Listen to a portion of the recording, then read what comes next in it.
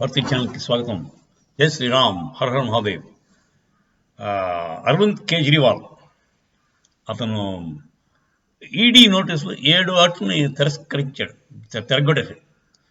7 ED నోటీసులు వస్తే వాటిని ఎన్ఫోర్స్మెంట్ డైరెక్టరేట్ తాలూకు 7 నోటీసులని ఇప్పటిదాకా ధిక్కరించాడు. మీకు హేమంత్ సోరెన్ జ్ఞాపకం ఉన్నాడు కదా, ఆయన సీఎంఏ. ఆయన ఇలాగే 10, 11, 7, 8 తర్వాత ఆయన్ని అరెస్ట్ చేశారు, తప్పించుకోలేపాడు. మరి ఈ కేజ్రీవాల్కి ఇంకా ఎన్ని అవకాశాలు ఇస్తారు అన్నది చూడాలి. వీటి ధీమా ఏంటంటే, కేజ్రీవాల్ ఈ ఎలక్షన్ డిక్లరేషన్ అయిందాక వాడు గట్టెక్కిచ్చేస్తే, ఒక్కసారి ఎలక్షన్ అనౌన్స్ అయితే దానికి ఇంకా వాళ్ళకి బీజేపీ వాళ్ళు అదే బీజేపీ కాదు, ఈడీ ఈ అరెస్ట్ చేయడానికి భయపడుతుందేమో అని అనుకుంటున్నాడు. ఎలక్షన్ డేట్స్ డిక్లేర్ అయ్యాక మీకు కొంచెం రూల్స్ మారుతాయి.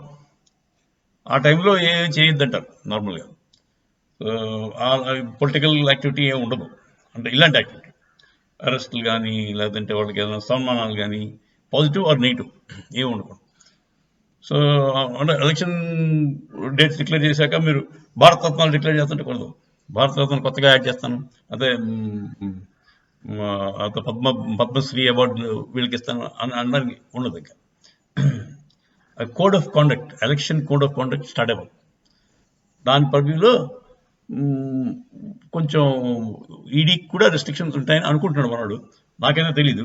ED can go as an independent. ED is a completely independent entity.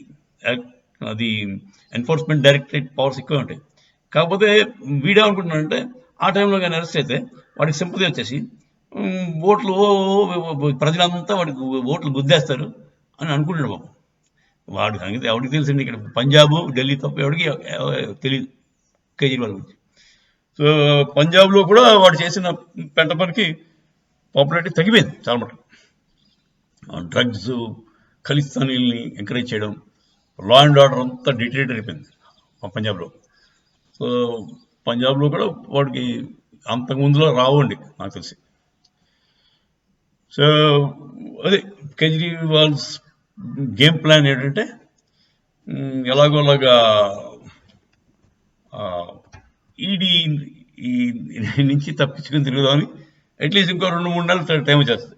Election dates fix అవ్వగానే 2-3 months దాకా వాడు సేఫ్ అలా అని ప్లాన్ చేసుకుంటాడు పాపం.